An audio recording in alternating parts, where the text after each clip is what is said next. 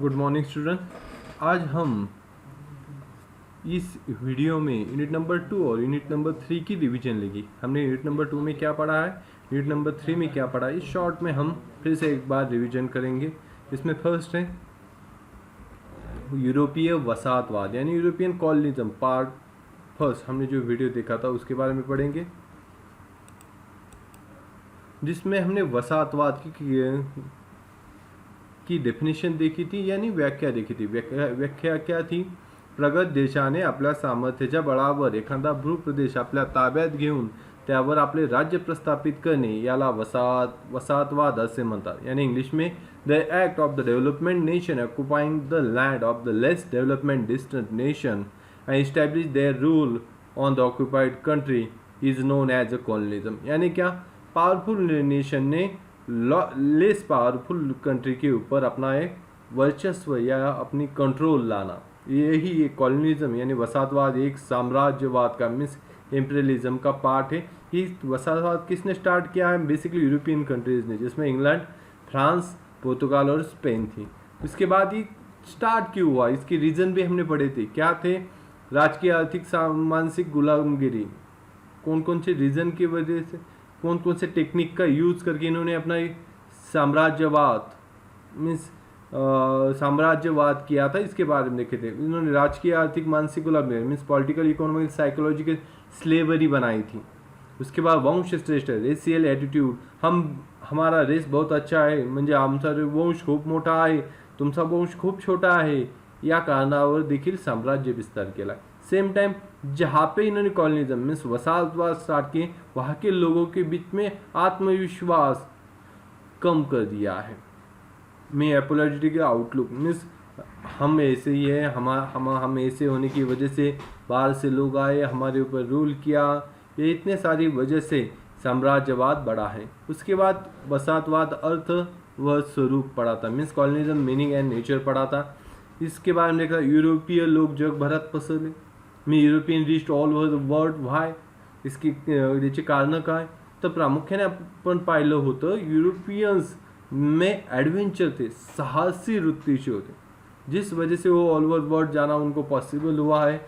उसके बाद climate, same climate उन्हें सिर्फ ऑस्ट्रेलिया और न्यूजीलैंड में मिला है, अफ्रीका में भी नहीं मिला, एशिया में भी नहीं मिला, फिर भी उन्होंने वहाँ पे क्या किया? एडजस्टमेंट की है। और उसके बाद गुंतवणूक मीन्स इन्वेस्टमेंट में क्या है? उन्होंने प्रॉफिट कमाया, प्रॉफिट कमाने के बाद वो प्रॉफिट कहाँ पे लगाया है? कॉलोनीज में, वसाहतवाद में के ही ट्रेडिंग में लगाए, वहाँ से और प्रॉफिट कमाए और फिर से वो वहाँ पे मीन्स प्रॉफिट वहीं पे वो इन्वेस्टमेंट करते रहे। उसके बाद देखा था वसाहतवादाची कारणे मीन्स कॉलोनिज्म के कॉजेज देखे थे, क्यों हुआ है? औद्योगिक क्रांति मीन्स इंडस्ट्रियलाइजेशन होने की वजह से भी वसाहतवाद बढ़ा है, क्योंकि प्रोडक्शन बढ़ा है, प्रोडक्शन के लिए, सेल के लिए मार्केट चाहिए तो वहाँ पे अपने पॉलिटिकल कंट्रोल चाहिए, इस वजह से भी कॉलोनिज्म को बढ़ावा मिला। सेम टाइम और इंडस्ट्रियलाइजेशन हुआ है तो उसके लिए मटेरियल चाहिए, रॉ मटेरियल म्हणजे कच्चा माल पाहिजे, उसकी वजह से भी वो कॉलोनिज्म बढ़ा है। एक्स्ट्रा प्रॉफिट मिला है, उसको कहाँ पे तो इन्वेस्टमेंट करना चाहिए, इस वजह से भी वसाहतवाद मिला है। सेम टाइम इंडस्ट्रियलाइजेशन हुआ है तो पैसे माइनिंग स्टार्ट हुई है, माइनिंग की में सोने हीरे चांदी means gold, diamond and silver मिलने के लिए भी लोगों ने कॉलोनीज बनाना स्टार्ट किया है, क्योंकि बहुत सारे ऐसी कंट्रीज थी जहाँ पे गोल्ड, डायमंड और कॉपर या सिल्वर मिलता था। उसके बाद वसाहतवाद स्टार्ट होने के बाद जो यूरोपियन कंट्रीज है उन्होंने मेन इंपॉर्टेंट प्लेसेस भी कैसे कैप्चर किए थे, इसके बारे में पढ़ा था। Malta, Gibraltar, Aden, Singapore, Andaman Nicobar ये ब्रिटिशों ने कैप्चर कर लिए थे। सेम टाइम यहाँ पे और एक था, वहाँ पे इंडस्ट्रियलाइजेशन स्टार्ट हुआ है तो प्रोडक्शन की कॉस्ट कम करने के लिए लेबर चाहिए थे, म्हणजे उत्पन्न वस्तूचा खर्च कमी करण्यासाठी मजूर पाहिजे होता, वो लेबर जो चाहिए तो वो कम रेट में चाहिए था। तो इस वजह से साउथ अफ्रीका में मेनली स्लेव ट्रेडिंग स्टार्ट की, म्हणजे गुलामाचा व्यापार स्टार्ट केला। सेम टाइम वंशश्रेष्ठत्वाची कल्पना स्टार्ट झाली, मीन्स हमारा रेस अच्छा है, इस वजह से आपके रेस के ऊपर हम रूल करने के लिए आए। सेम टाइम क्रिश्चियन रिलीजियस को स्प्रेड करना भी स्टार्ट हुआ है, ये भी एक रीज़न है कॉलोनिज्म का, वसाहतवाद का। जिसके अंदर उन्होंने कहता था जनतेला सुसंस्कृत करण्याची जबाबदारी आमची आहे. काय जनतेला सुसंस्कृत करण्याची जबाबदारी, इस वजह से वो इंडिया में आए. उसके बाद इसके कुछ बॅड इम्पॅक्ट भी हुए, काही घातक परिणाम झाले. स्वातंत्र्य गमावलं, आर्थिक शोषण झालं, दारिद्र्य वाढलं. मीन्स इंडिपेंडेंस चला गया, इकोनॉमिकल प्रॉब्लम स्टार्ट हुई और पॉवर्टी स्टार्ट हुई. उसके बाद कुछ अच्छे भी इम्पैक्ट पड़े थे हमने कॉलोनिज्म के. उसके उसमें जागृति झाली, मीन्स राजकीय सामाजिक आर्थिक मीन्स अवेयरनेस स्टार्ट हुई, means political social economical and educational start हुई. Same time liberty, equality, fraternity, democracy जैसी मीन्स स्वातंत्र्य, समता, बंधुता, लोकशाही, इनके बारे में पता चला. आधुनिक विचार समजले, मीन्स मॉडर्न थिंकिंग के बारे में पता चला. लीगल सिस्टम म्हणजे कायद्याचे राज्य, ज्युडिशियल सिस्टम न्याय व्यवस्था, availability of education to all, सर्वांसाठी शिक्षण.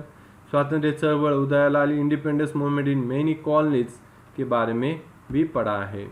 अब ये पढ़ने के बाद अब हमें पढ़ना है, ये पढ़ने के बाद हमने क्या पढ़ा था, इसका सेकंड पार्ट में हमने क्या पढ़ा था. तो अमेरिका में कैसी कॉलोनीज बनाई है, जिसमें पुर्तगाल ने कॉलोनीज बनाई है. ब्राज़ील, जो पुर्तगाल की कॉलोनी का नाम था ब्राज़ील, इसके बारे में पढ़ा था. उसके बाद अमेरिका में स्पेन ने भी कॉलोनीज बनाई थी, जिसने उन्होंने कोस्टल एरिया म्हणजे किनारपट्टीचा प्रदेश ताब्यात घेतलाय. सेम टाइम वहाँ पे शुगर केन म्हणजे ऊस, टोबॅको म्हणजे तंबाखूचं उत्पादन घेण्यात चालू केले. इसके लिए उन्होंने अफ्रीका से स्लेव्स लाए, स्लेव्स में यानी गुलाम लाए. सेम टाइम उन्हें पेरू और वेनेजुला में उनको गोल्ड की माइंस मिले, इस वजह से बाकी तरफ का उनका ध्यान कम हुआ है. वहाँ पे उन्होंने गवर्नमेंट चलाने के लिए गवर्नर अपॉइंट किया है, काउंसिल ऑफ द इंडियन बनाई है. और लेकिन इतना सारा होने के बाद जो कॉलोनीज अमेरिका में स्पेन की बनी है, उसका मेन कौन होगा, किंग ही होगा. इसके बारे में पढ़ा है. इसके बाद अमेरिका में इंग्लैंड ने कॉलोनीज बनाई है. इसकी परमिशन किसने दी थी, एलिझाबेथ फर्स्ट ने इसकी परमिशन दी थी. म्हणजे परवानगी कोणी दिली ती सनद तिकडे जाऊन कॉलनी बनवण्याची, तो एलिझाबेथ फर्स्ट. उसने सागरी मोहिमांना प्रोत्साहन दिले, मीन्स जो भी ऐसे सी में जाके ऐसे कुछ ढूंढने के काम करे उसके लिए सपोर्ट किया था. इसी रूल के अंडर 1496 में 1496 जॉन कॉबर्ट ने अमेरिकेत वसाहत स्थापन केली. उसके बाद जेम्स रिवर के पास में उन्होंने एक कॉलोनीज बनाई है इंग्लैंड ने, उसका नाम जेम्स टाउन रखा था स्टार्ट में, बाद में वर्जीनिया कर दिया है. और उसके बाद पूर्व किनारा मीन्स ईस्ट कोस्ट एरिया में भी उन्होंने कॉलोनीज बनाई है. उसके बाद देखा था हमने अमेरिकन स्वातंत्र्य युद्ध.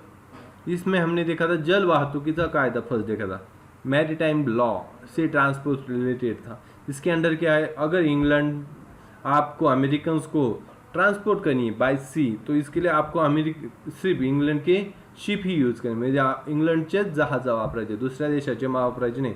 मग ते रेट का ही मीन्स कौन से भी रेट पे लेके जाए, इसके लिए ये रूल लाया था जिसको अमेरिकन्स ने अपोज किया है. उसके बाद स्टैम्प एक्ट आया था. स्टैम्प एक्ट यानी आपको कोई भी चीज़ बेचनी है तो उसको गवर्नमेंट का स्टैम्प लगवाना पड़ेगा, जिसकी प्राइजेस हाई होती, जिसकी वजह से उस चीज़ की प्राइस बढ़ जाती थी. सेम टाइम और भी ऐसे कुछ रूल्स है जिनकी वजह से अमेरिकन को प्रॉब्लम होता था. उन यहाँ पे एक रूल था, एक्सपोर्ट ओनली इंग्लंड, म्हणजे निर्यात केवळ इंग्लंडलाच करायची. इंग्लंडमध्ये वस्तूचे उत्पादन वसाहतीत करायचं नाही. अगर जिस चीज़ का प्रोडक्शन इंग्लैंड में हो रहा है उस चीज़ का प्रोडक्शन कॉलोनीज में नहीं होगा. सेम टाइम आप नौकर निर्मित मीन्स एम्प्लॉइंग नहीं बना सकते. इस सारी चीज़ों को अपोज किया है वर्जीनिया एंड मैसाचुसेट्स की कॉलोनीज ने. उसके बाद बोस्टनची कत्तल 5 मार्च 1770, 5 मार्च 1770 मध्ये बोस्टनची कत्तल झाली. आपण पाहिलं होतं का ब्रिटिश सैन्याने बोस्टनमधील लोकांवर शूट केलं होतं, म्हणजे गोळीबार केला होता. उसके बाद 1773 मध्ये आपण पाहिलं होतं वसाहतीचं स्वातंत्र्याची मागणी केली. त्याच वर्षी 70 कॉलोनी ने फुल फ्रीडम की डिमांड की थी. उसके बाद देखा बोस्टन टी पार्टी जो 27 नवंबर 1773 झाली होती, 27 नवंबर 1773, जिसके हमने देखा था इंग्लैंड से आए हुए टी से भरे शिप्स में जो शिप आई थी उसमें से वो टी ओशन में डालने का काम बोस्टन के पीपल्स ने किया था. उसके बाद 1774 1774 मध्ये फिलाडेल्फिया में वसाहती के लोग जो कॉलोनीज के मेंबर वो साथ में हैं और उन्होंने कॉन्टिनेंटल कांग्रेस बनाई है और उन्होंने डिमांड की है स्वातंत्र्य आयात निर्यातीला विरोध आणि मालावर बहिष्कार यानी freedom, oppose export import and boycott British good.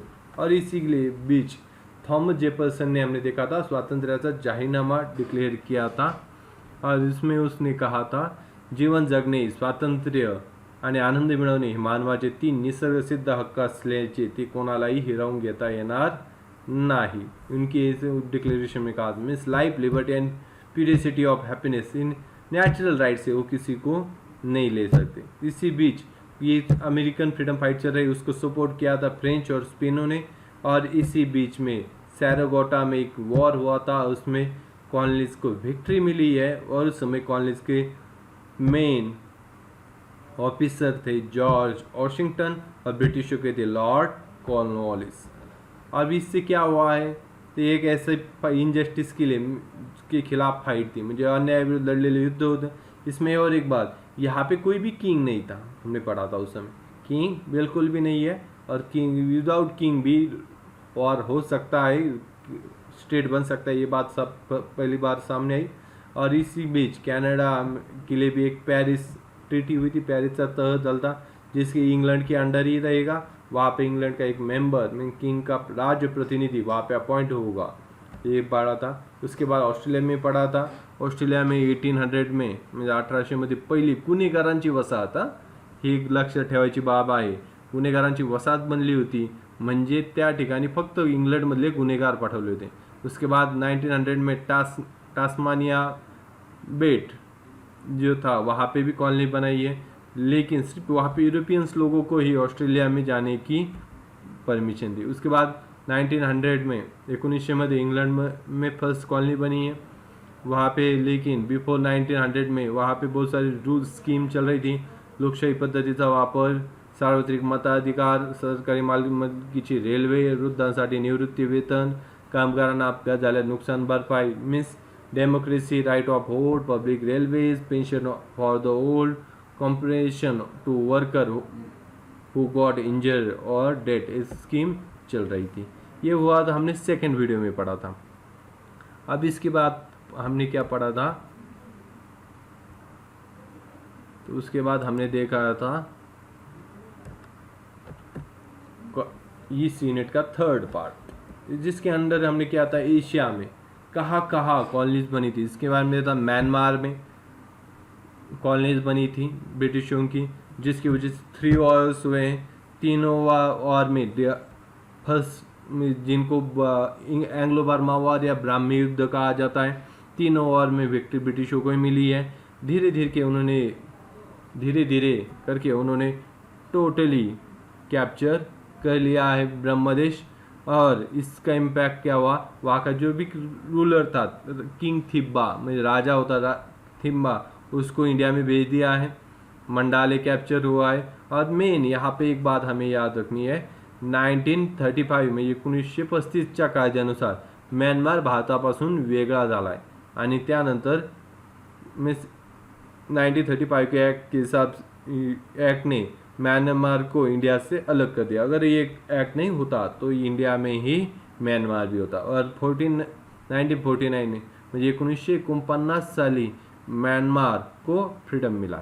उसके बाद हमने देखा था नेपाल में भी ब्रिटिशों ने धीरे धीरे कॉलोनीज बनाना स्टार्ट किया था। स्टार्टिंग में वॉर हुए थे जिसमें ब्रिटिशों को हार मिली थी या विक्ट्री नहीं मिली थी। धीरे धीरे उन्होंने तराई, कुमाऊं, गढ़वाल कैप्चर किया। काठमांडू जो कैपिटल नेपाल की, वहाँ पे अपना रेसिडेंट अपॉइंट किया, मुझे प्रतिनिधि अपॉइंट किया।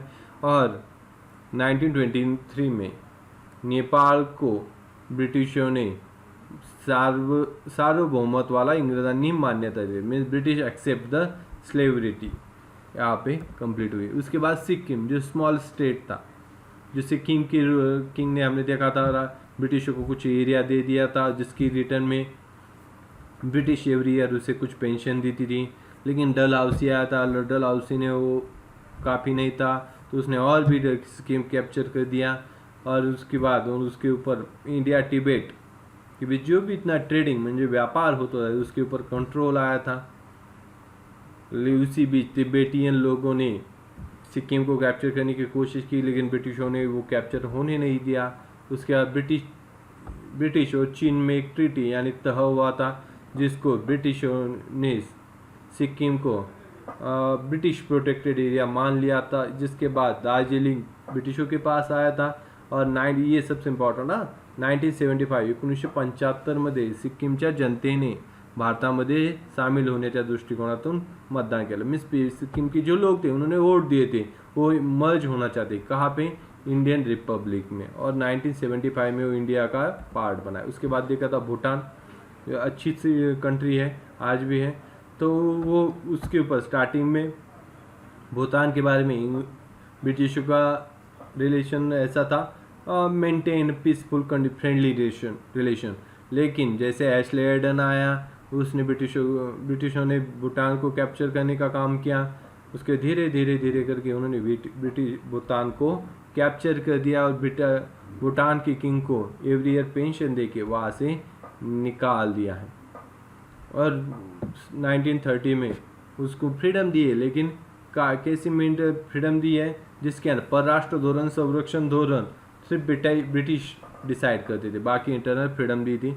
1949 में ब्रिटिशों इंडिया और भूटान के बीच में एक एक्ट हुआ है, जिसकी वजह से भूटान का जो डिफेंस है और फॉरेन मिनिस्ट्री, उसके लिए इंडिया एक एडवाइजरी के पोजीशन में होगा। उसके बाद तिब्बत टोटली दलाई लामा के अंडर आया था। तिब्बत के ऊपर ब्रिटिशों का ध्यान था, उस वजह से तिब्बत की कैपिटल लासा तक उन्होंने अपनी फौज भेजी थी। लेकिन ब्रिटिश, इंग्लैंड और रशिया के बीच में एक ट्रीटी हुई थी, मीन्स तह डाल था। उसकी वजह से तिब्बत के ऊपर चीन को क्या कर सकते हैं, चीन रूल कर सकता है, ये बात मान ली थी।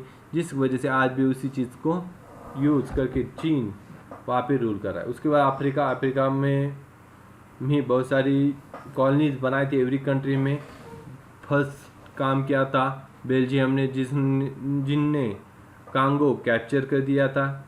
उसके बाद धीरे धीरे वो कहते थे अफ्रीका में वो रूल क्यों करना चाहते हैं, तो नॉलेज को स्प्रेड करने में, ज्ञानाचा प्रसार करण्यासाठी। इस वजह से उन्होंने एक इंस्टीट्यूशन भी बनाई है। उसके बाद इंग्लैंड के बारे में देख पढ़ा था हमने, इंग्लैंड ने कहाँ कॉलोनीज की है, तो नाइजीरिया में का बनाई है। उसके बाद नाइजीरिया के बाद उसने हमने देखा झाम्बेवार, पेम्बा, नेदरलैंड में कॉलोनीज बनाई। इजिप्ट में जो सुएज कैनल थे वो भी जो फ्रांस ने बनाया था, लेकिन बाद में उसके शेयर थे जो इंग्लैंड ने परचेस करने की वजह से वहाँ पे भी ब्रिटिशों की कॉलोनीज बनी। और 1922 में वहाँ पे वो कॉलोनी इजिप्ट को फ्रीडम मिला है। उसके बाद सूडान में भी ब्रिटिशों ने कॉलोनी बनाई है, क्योंकि इजिप्ट का ही वो इजिप्ट के अंडर ही पार्ट था। तो इस वजह से वो कैप्चर करने के लिए उन्होंने वहाँ पे युगांडा से डायरेक्टली सूडान तक एक रेलवे रूट भी बनाया था। उसके बाद उन्होंने केप कॉलोनी और नाता कॉलोनी ब्रिटिशों के पास थी, वो परचेस कर ली थी ब्रिटिशों ने। उसके बाद फ्रांस ने सेनेगल, गाम्बिया, कांगो का, आइवरी कोस्ट का एरिया कैप्चर कर दिया है। जर्मनी के पास टोगोलैंड, कामरून एंड अफ्रीका का कुछ पार्ट था, इसके लिए उन्होंने जर्मन ईस्ट अफ्रीका कंपनी बनाई है। उसके बाद स्पेन ने गिनी कोस्ट और मोरेका का कुछ पार्ट था। डचों के पास ऑरेंज फ्री स्टेट या ट्रांसवाल था। इटली के पास त्रिपोली, साइरेनिया था। पुर्तगाल के पास अंगोला का कुछ पार्ट था। यहाँ पे हमारा यूनिट नंबर 2 की रिवीजन कंप्लीट हुई है। अब इसके बाद हम पढ़ेंगे यूनिट नंबर 3, जिसमें हमने पढ़ा था लास्ट लेक्चर में भारत आणि युरोपीय वसाहतवाद, यानी इंडिया एंड यूरोपियन कॉलोनीज, जिसमें हमने देखा था इंडिया में पोर्तुगीज, ब्रिटिश, डचों ने कैसी कॉलोनीज बनाई। जिसमें हमने फ्रेंच पोर्तुगीज के बारे में पहले पढ़ा था, जो सबसे पहले आए सबसे लास्ट में गए। Vasco the gamma the first European है जो 22 इंडिया में आया था, कालीकत में। उन्होंने उसके बाद उन्होंने कोस्टल एरिया को कैप्चर किया और वहाँ पे उन्होंने वकार एंड फोर्ट बनाना स्टार्ट कर दिया है। उसके बाद उन्होंने मेन यहाँ पे याद रखने की बात में कारताज बनाए हैं। कारताज यानी क्या, अगर आपको बाय सी जाना है तो पोर्तुगीजों की परमिशन लेनी की पड़ेगी, और जिसमें जो शिप का ओनर है कहाँ से कहाँ जाना है, वहाँ पे कौन कौन से वेपन्स है, इसके बारे में इंफॉर्मेशन होगी। अगर नहीं लिया लाइसेंस या कारताज तो वो शिप को डुबा देते थे। उसके बाद देखा था उनकी कॉलोनीज कहाँ पे थी, दीव, दमन, चौल, गोवा, होनावर, गंगोली, बसनौर, मंगलोर, कन्नौर, कोडुगलूर, कोची एंड कोलम। यहाँ पे से बांग्लादेश में हुगली और उनकी कैपिटल थी गोवा। यहाँ पे एक वसाहतीचे कार्यकारी में एग्जीक्यूटिव बोर्ड, यहाँ पे एक ही बात याद रखना, इस तोदा द इंडिया, ये इंडिया पूरी कॉलोनीज को कहा जाए, उसका मेन होता था विजराई कपिताव जनरल। और वहाँ पे एक एडवाइजरी बोर्ड में सलाहकार मंडल था जिसमें था धर्मगुरु, आर्च बिशप, जज मीन्स न्यायाधीश, वेदो द फजैन मीन्स कंपनी का ऑफिसर, कपिताव मीन्स कैप्टन एंड कुछ ऐसे पुर्तगाल से आए हुए फेमस पर्सनालिटीज। उसके बाद यार इनकी नेवी स्ट्रांग थी जिस वजह से उन्होंने टोटली एरिया कैप्चर कर दिया। वो शिप बनाने के लिए भी इंडिया में आते थे। यहाँ पे और इम्पोर्टेंट बात याद रखनी, छत्रपति शिवाजी महाराज की सिवा किसी और के पास नेवी नहीं थी इंडिया में उस समय में, तो इस वजह से उसे अपोज करना और किसी इंडियन को पॉसिबल नहीं हुआ। उसके बाद रिलीजियस पॉलिसी, इन्होंने अदर रिलीजियस के वर्क प्लेस में प्रार्थना स्थलों को बिल्ड करने की परमिशन नहीं दी। यहाँ तक कि जो बने थे उनको रिपेयर भी करने की परमिशन नहीं मिली। सेम टाइम आपकी कुछ फेस्टिवल्स हैं वो भी उन्होंने रोक दिए थे, मैरिज फंक्शन को रोक दिया था। सेम टाइम जो लोकल लैंग्वेज है उसको भी सरप्रेस में दाबून टाकण्याचं काम करता है। धर्मांतर करण्यास अगर किसी ने किया, कन्वर्टेड हो गए तो उनको जॉब देने की सिस्टम स्टार्ट की थी। स्टार्टिंग में गोवा पोर्ट था, सबके लिए खुला था, इस वजह से ऑल ओवर वर्ल्ड से वहाँ पे ट्रेडर्स आते। उसके बाद British east India company found हुई है एलिजाबेथ की परमिशन से। उसके बाद उन्होंने सूरत में फर्स्ट फैक्ट्री या वकार बनाई है। इसको उसके बाद चार्ल्स सेकंड ने उसको परमिशन दी है और उनकी कैपिटल मेन एडमिनिस्ट्रेशन सूरत और मद्रास से चलता था। और उसके लिए कुछ ऑफिसर्स अपॉइंट किए थे जो हमने लास्ट लेक्चर को पढ़ा है। उसके बाद उन्होंने अरमगांव मद्रास में फोर्ट बनाए और टाकसाल भी बनाया। टाकसाल मीन्स कॉइन मैन्युफैक्चरिंग प्लेस। उसके बाद जो सेकंड चार्ल्स के उसकी शादी हुई थी पोर्तुगाल की प्रिंसेस के साथ, ब्रेगेंजा म्हणजे पोर्तुगालच्या राजकन्याशी। उसके बाद बॉम्बे बेट उनको मिल गया।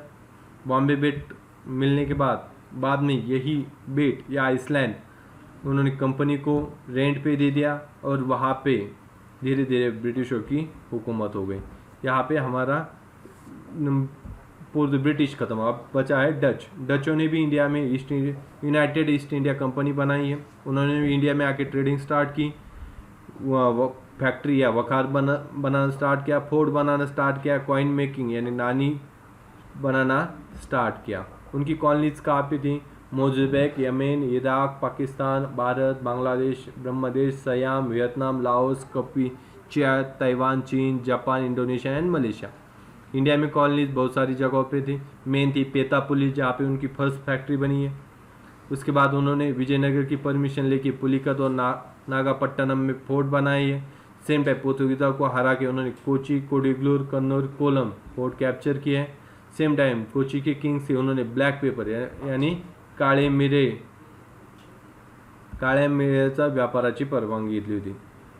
सेम टाइम उनके पास उस समय 20 शिप्स और 3 to 4,000 सोल्जर्स थे, म्हणजे 20 जहाज आणि 3 ते 4,000 सैनिक ते युद्धात उतरवण्याची ताकद ठेवत होते। उसके बाद फ्रेंच का जो भी फाइनेंस मिनिस्टर था मीन्स अर्थमंत्री कोलेबर ने एक कंपनी स्टार्ट की।